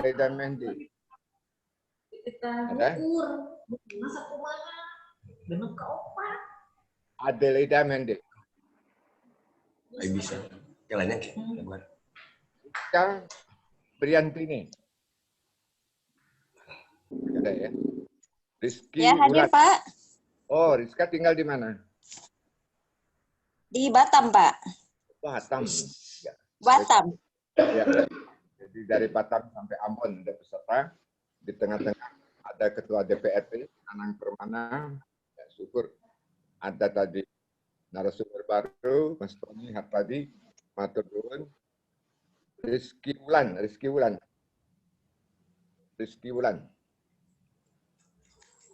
Rahmat Sugandar hadir, Bang. Apa? Asik Malaya ini. Iya, Pak. Iya, Bang. Anggota DPRD, bukan? Iya, betul, Bang. Sama Ya. Rahmat, Bang. Rahmat, Bang. Rahmat Sugandar. Iya, Iya, betul, Bang. Tolong. Selamat malam, Bang. Senang sekali paparan di PKPA malam ini, Bang. Ya. Kebetulan tupoksi saya kan ada 3. Ya. Yang pertama fungsi anggaran. Betul tadi saya terlibat di perencanaan. Nah. Pengadaan barang itu memang kuncinya H-1. H-1 itu direncanakan setahun sebelum. Iya. Direncanakan setahun sebelumnya. Memang rentang waktu setahun sebelumnya sampai pelaksanaan memang cukup panjang sekali. Saya senang sekali apabila praktisi hukum terlibat mulai dari perencanaan sampai pelaksanaan. Sehingga proses pengadaan sampai selesai berjalan dengan baik. Terus terang, saya sebagai anggota DPRD terbatas dalam hal pengawasan, mulai dari perencanaan sampai pelaksanaan. Cukup menarik sekali paparan hari ini. Terima kasih, Pak Kamal. Banyak manfaatnya ya. Banyak, Bang. Betul, Bang. Bahkan menurut saya, Bang, menurut saya tidak cukup satu sesi malam ini, Bang. Oh, karena akibat pengadaan barang dan jasa ini, satu, kontrak antara PPK dengan penyedia atau pelaksana itu kan kontrak menjadi hukum di antara para pihak, Bang. Ya, ya. Tidak didaftarkan di notaris. Ya. Kadangkala pihak owner itu semena-mena. Satu. Yang kedua, ketika pemutusan pemenang lelang. Satu, kalau misalnya saya merasa saya yang harus menang, kita berhak mengajukan sanggah. Ya. Kemudian kalah sanggah banding. Nah, pertanyaannya, setelah dalam proses kita kalah juga di sanggah banding, adakah celah untuk PT UN? Karena keputusan PK, keputusan panitia lelang adalah keputusan pejabat tata usaha negara. Ya. Yang kalau menurut saya ini saya harus keputusannya kalah, masih adakah untuk keluar dari administrasi lelang tapi masuk ke ranah hukum, digugat di PT UN bahwa keputusan pejabat tata usaha negara itu tidak tepat dengan bukti-bukti ini. Apakah pernah ada di antara para advokat ini mencoba mendampingi yang dirugikan untuk PT UN? Atau secara teori, apakah ada celah untuk PT UN? Setelah kita kalah lelang tapi kita belum menyerah karena begitu yakin, kita keluar dari proses administrasi dan kita PT UN. Banyak sekali memang di pengadaran bank jasa dimensi hukum yang bisa kita gali, Pak. Tidak cukup satu sesi. Ada sesi kedua, itu Ya. nanti itu dah Bedi Setiawan. Bedi Setiawan ini setelah dia bawa cependak terdesak dari Bangka Belitung, kita bicarakan sesi kedua. Nah, jadi ini closing statement dari saya ini sekadar kangen juga dengan Rahmat, tadi sudah ketemu juga, sudah ngobrol. Bagi saya yang penting itu ada manfaatnya. Kalaupun tidak banyak, tapi program ini ada manfaatnya, sehingga saya itu Hersona yang bantu saya malam ini, Hersona sama Hafaza. Fahrel berhalangan, dia ujian skripsi besok. Ya kan? Kalau Muiza dari situ nggak Muiza? Siapa? Muiza. Nggak ada. Oh, Muiza ada. Muiza, kucing saya itu ada kucing. Nah, itu sahabat kucing saya itu siapa? Baru kemarin dulu dikasih nama, waktu itu ngobrol-ngobrol, narasumbernya mengatakan bagus dinamakan nama kucing kesayangannya Nabi Rasulullah SAW, yaitu Muiza. Jadi kucing saya sekarang sudah dapat nama dari narasumber Muiza. Saya kira cukup sekian. Namanya pengadaan nama. Iya, pengadaan nama ya. Angka pengadaan nama juga, gitu kan? Itu nggak mau tender. Saya kira cukup sekian. Sekali lagi harapan saya itu bermanfaat bagi peserta itu. Manfaat sekali, Bang. Kalau Bermanfaat, Bang. Alhamdulillah, selama saya sehat, insya Allah program ini akan terus. Amin. Saya kira cukup sekian. Sekali lagi, Mas. Baik. Tony tadi, moderator tadi Agung Pribadi, Bedi Setiawan, ya kan? Samsung Galaxy. Moderator tadi. Samsung Galaxy nggak di ini? Oleh Hersona. Hersona ini konsultan pajak. Jadi yang menyelenggarakan ini konsultan pajak juga yang bantu saya tim teknis. Oke, sekian. Kita cukup sekian. Insya Allah, Kamis depan kita bertemu lagi dengan tema itu tadi, in-house legal counsel. Oke, cukup sekian. Mohon maaf kalau ada kekurangan dari narasumber, mungkin dari penyelenggara. Wassalamualaikum warahmatullahi wabarakatuh. Waalaikumsalam warahmatullahi wabarakatuh. Terima kasih Bang Kamal. Ya, Pak Ibu sebelum terima kasih Bang Kamal. Sehat selalu. Terima kasih Bang Kamal, buat rekan-rekan juga terima kasih. Assalamualaikum warahmatullahi wabarakatuh. Baik Bapak Ibu, sebelum kita akhiri, kita tutup Ya, Zoom ini.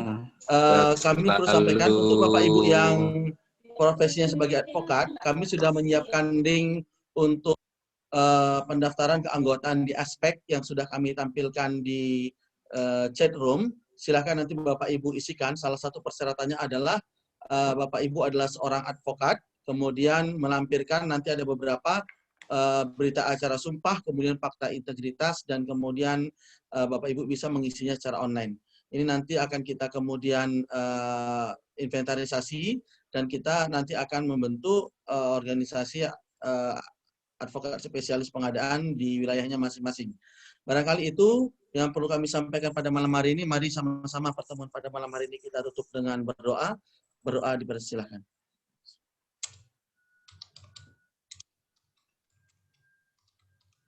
Selesai. Terima kasih Bapak Ibu atas perhatiannya. Salam hormat kami dari penyelenggara. Saya akhiri. Assalamualaikum warahmatullahi wabarakatuh. Selamat malam. Selamat beristirahat. Waalaikumsalam. Sampai jumpa lagi. Sampai ketemu lagi minggu depan. Salam. Ya. Halo Mas Agung, Kakak Mas. Ya. Itu nanti ininya di-share lagi ya, Pak. Link buat pendaftarannya. Oh siap, nanti kita share di grup aja ya, kalau yang gabung di grup. Siap, untuk rekan-rekan aspek barangkali tidak meninggalkan chat room ya, karena kita lanjutkan dengan rapat aspek pada malam hari ini. Terima kasih.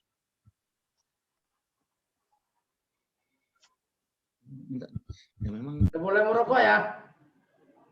Boleh Pak Ketum, silakan. Oh, Bedi. 2 jam saya nggak boleh merokok. 2 jam saya nggak merokok, disiksa saya. Kecut Pak Nanang. Ternyata Samsung sudah ganti namanya Ipanbet. Rapat aspek Bang. Kita merokok Bang. Mantap. Tinggal kopinya tuh. Kopinya lagi ini, tinggal segini. Rasanya justru yang enak yang begitu. Oh iya. Itu.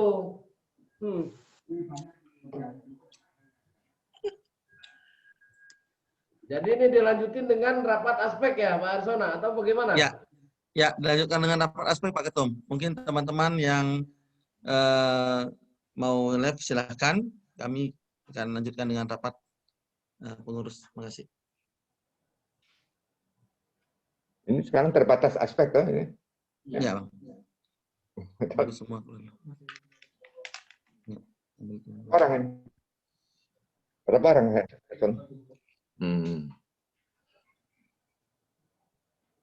Nah, ini. Bang Gama atau semuanya, saya izin live.